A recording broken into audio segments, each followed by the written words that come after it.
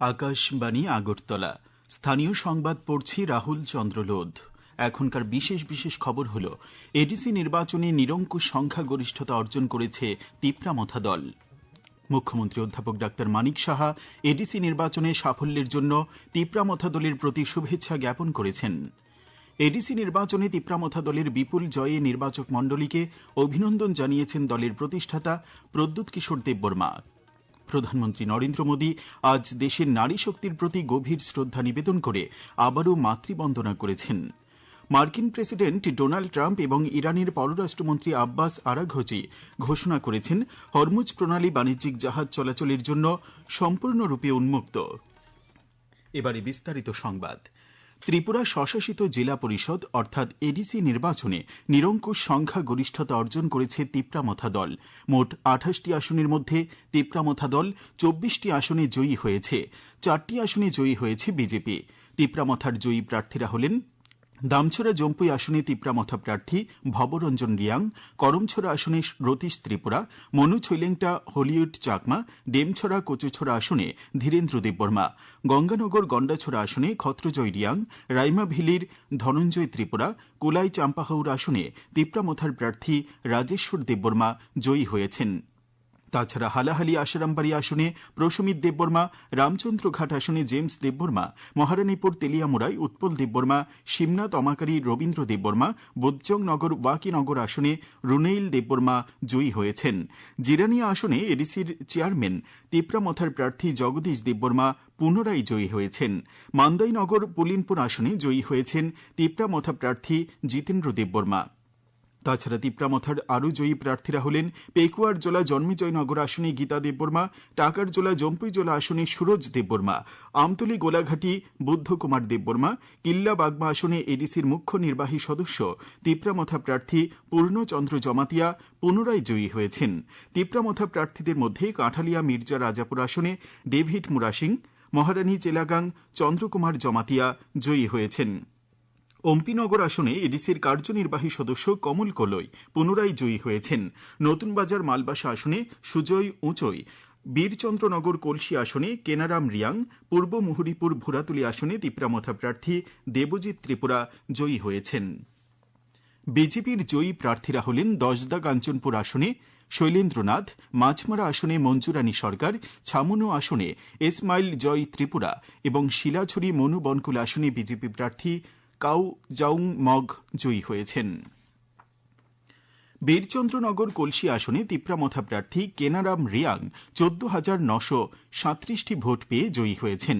BJP প্রার্থী সঞ্জীব রিয়াং পেয়েছেন ১১,২৩৭টি vote.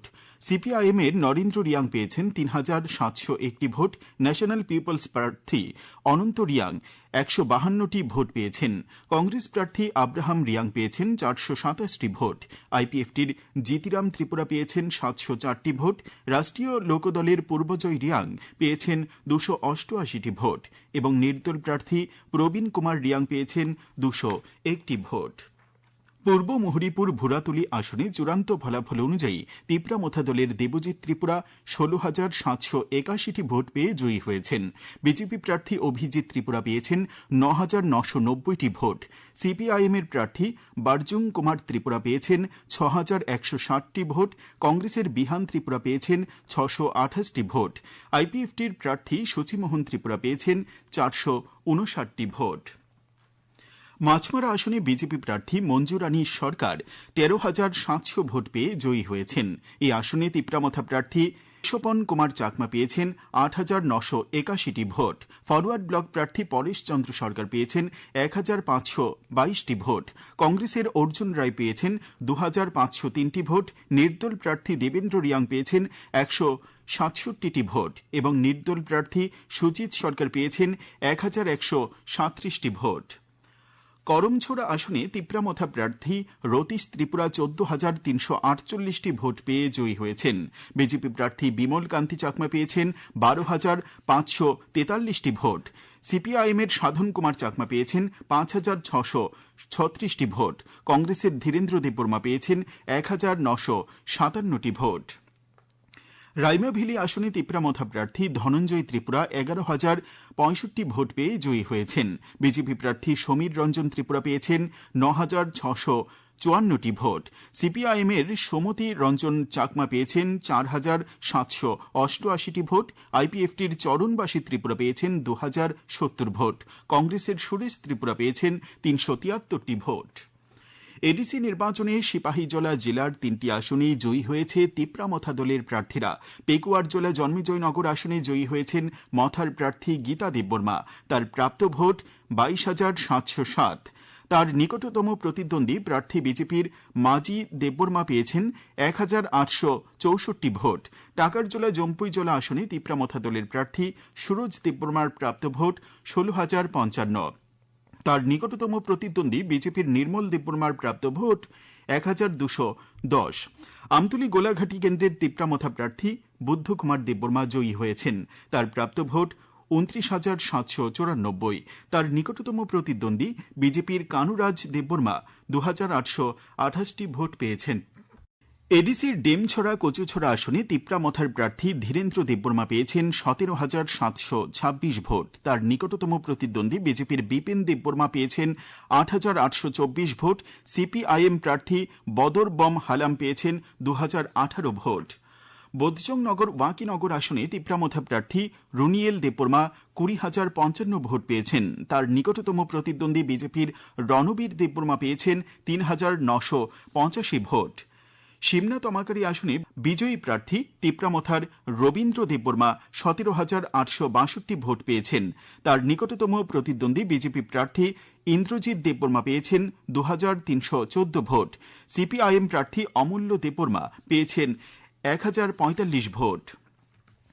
ADC নির্বাচনে খোয়াই জেলার 3টি আসনেই বড় ব্যবধানে জয়ী হয়েছে তিপ্রামথা দলের প্রার্থীরা। তেলিয়ামুড়া মহারানীপুর আসনে তিপ্রামথা দলের প্রার্থী উৎপল দেববর্মা পেয়েছেন 19,393টি ভোট। রামচন্দ্রঘাট আসনে তিপ্রামথা দলের প্রার্থী জেমস দেববর্মা জয়ী হয়েছেন 18,187টি ভোটের ব্যবধানে। জেমস দেববর্মা পেয়েছেন 20,837টি ভোট। আশারামবাড়ি হালাহালি আসনে তিপ্রামথা দলের প্রার্থী প্রশমিত দেববর্মা 11,456টি ভোটের ব্যবধানে জয়ী হয়েছেন। প্রশমিত দেববর্মা পেয়েছেন 17,796টি ভোট। মুখ্যমন্ত্রী অধ্যাপক ডাক্তার মানিক সাহা এডিসি নির্বাচনের সাফল্যের জন্য তিপ্রামথা দলের প্রতি শুভেচ্ছা জ্ঞাপন করেছেন। নির্বাচনের ফলাফল নিয়ে প্রতিক্রিয়া ব্যক্ত করতে গিয়ে তিনি বলেন, উন্নয়ন, ঐক্য এবং জনগণের প্রতি অঙ্গীকার অটল থাকবে বিজেপি দল এবং সরকারের। এই খবর আপনারা শুনছেন আকাশবাণীর আগরতলা কেন্দ্র থেকে। আকাশবাণীর সংবাদের আপডেট পেতে লগ ইন করুন www.newsonair.com এবং নিউজ অন এআইআর অ্যাপ এবং টুইটার ও ফেসবুক প্ল্যাটফর্মে এআইআর নিউজ এলার্টসে। ইউটিউবে লক্ষ্য করুন নিউজ অন এআইআর অফিসিয়ালে। এছাড়াও আকাশবাণী আগরতলার সংবাদ আপডেট পেতে দেখুন টুইটার বা এক্স হ্যান্ডেলে আকাশবাণী নিউজ আগরতলা, ফেসবুকে এআইআর নিউজ আগরতলা এবং ইউটিউবে আকাশবাণী নিউজ আগরতলা। এডিসি নির্বাচনে তিপ্রামথা দলের বিপুল জয়ে নির্বাচক মণ্ডলীকে অভিনন্দন জানিয়েছেন দলের প্রতিষ্ঠাতা প্রদ্যুৎ কিশোর দেববর্মা। তিনি বলেন, এডিসি এলাকার জনগণের বিপুল সমর্থনের কারণেই তিপ্রামথা দল পুনরায় এডিসিতে ক্ষমতায় এসেছে। এডিসি নির্বাচনের ফলাফল নিয়ে প্রতিক্রিয়া ব্যক্ত করেছেন কৃষিমন্ত্রী রতনলাল নাথ। তিনি বলেন, জনগণের রায় সর্বশ্রেষ্ঠ। প্রধানমন্ত্রী নরেন্দ্র মোদী আজ দেশের নারী শক্তির প্রতি গভীর শ্রদ্ধা নিবেদন করে আবারও মাতৃবন্দনা করেছেন। আজ সামাজিক মাধ্যমে একটি শোভাশীতম শেয়ার করে তিনি লেখেন, ভারতের মায়েরা, বোনেরা এবং কন্যারা তাঁদের অটুট সংকল্প, নিষ্ঠা এবং সেবার মাধ্যমে আজ প্রতিটি ক্ষেত্রে দেশের গৌরব বৃদ্ধি করছেন। প্রধানমন্ত্রী শ্রী দুর্গা সপ্তশতীর 4র্থ অধ্যায়ের একটি শ্লোক উল্লেখ করেন। এই শ্লোকের তাৎপর্য ব্যাখ্যা করে তিনি লেখেন, দেবী তাঁর নিজস্ব শক্তি দিয়ে এই ব্রহ্মাণ্ড রচনা করেছেন। তিনি সমস্ত দেবতাদের সম্মিলিত শক্তির স্বরূপ হিসেবে অবতীর্ণ হয়েছেন। প্রধানমন্ত্রী আরও উল্লেখ করেন, মা এর আরাধনা সমস্ত দেবতা এবং মহান ঋষিরা সমানভাবে করেন এবং তাঁর চরণে আমরা ভক্তি ভরে প্রণাম জানাই। সেই দেবী যেন আমাদের উপর সর্বদা মঙ্গল আশীর্বাদ বর্ষণ করেন। উল্লেখ্য, উল্লেখ্য, এই শ্লোকটি দেবীর সর্বব্যাপী এবং শক্তি স্বরূপারূপের স্তুতি করে। হিন্দু শাস্ত্র মতে এই স্তোত্র পাঠে জ্ঞান, বল এবং মানসিক শক্তি বৃদ্ধি পায়। প্রধানমন্ত্রী নরেন্দ্র মোদীর এই বার্তা আজ দেশের নারী শক্তির ক্ষমতায়নের প্রতি তাঁর দৃষ্টিভঙ্গিকে আরও একবার স্পষ্ট করে তুলেছে। মার্কিন প্রেসিডেন্ট ডোনাল্ড ট্রাম্প এবং ইরানের পররাষ্ট্রমন্ত্রী আব্বাস আরাঘচি ঘোষণা করেছেন যে হরমুজ প্রণালী বাণিজ্যিক জাহাজ চলাচলের জন্য সম্পূর্ণরূপে উন্মুক্ত। সামাজিক যোগাযোগ মাধ্যমে দেওয়া একটি পোস্টে আরাঘচি জানান, লেবাননে ঘোষিত যুদ্ধবিরতি অনুযায়ী প্রণালীটি দিয়ে সমস্ত বাণিজ্যিক জাহাজের যাতায়াত সম্পূর্ণ উন্মুক্ত থাকবে। Tripura board of joint entrance examination পরিচালিত এবছরের জয়েন্ট এন্ট্রান্স পরীক্ষা আগামী 22 এপ্রিল অনুষ্ঠিত হবে। এবছর মোট 4,731 জন পরীক্ষার্থী রাজ্যের 15টি কেন্দ্রে পরীক্ষায় বসার জন্য আবেদন করেছে। এদের মধ্যে 2,086 জন ছাত্র এবং 2,645 জন ছাত্রী। আবেদনকারী ছাত্রছাত্রীদের মধ্যে 604 জন পিসিএম গ্রুপের জন্য, 2,666 জন পিসিবি গ্রুপের জন্য এবং 1,461 জন উভয় গ্রুপের জন্য আবেদন করেছে। পশ্চিম ত্রিপুরা জেলায় 8টি পরীক্ষা কেন্দ্র এবং বাকি সব জেলাতে একটি করে পরীক্ষা কেন্দ্র রাখা হয়েছে। ত্রিপুরা জয়েন্ট এন্ট্রান্স বোর্ড সূত্রে আজ এই খবর জানানো হয়েছে। মিশন কর্মযোগীর অধীনে অনুষ্ঠিত সাধনা সপ্তাহ 2026-এ 1 লক্ষের কর্মী সংখ্যা বিশিষ্ট রাজ্যগুলির মধ্যে প্রথম স্থান অধিকার করেছে ত্রিপুরা। আজ দিল্লিতে জন অভিযোগ নিষ্পত্তি দপ্তর থেকে এই পুরস্কার গ্রহণ করেন রাজ্য সরকারের সচিব অপূর্ব রায়। রাজ্য প্রশাসন সূত্রে ডিজিটাল শিক্ষা ও সক্ষমতা বৃদ্ধির ক্ষেত্রে সাফল্যের জন্য এই পুরস্কার দেওয়া হয়েছে।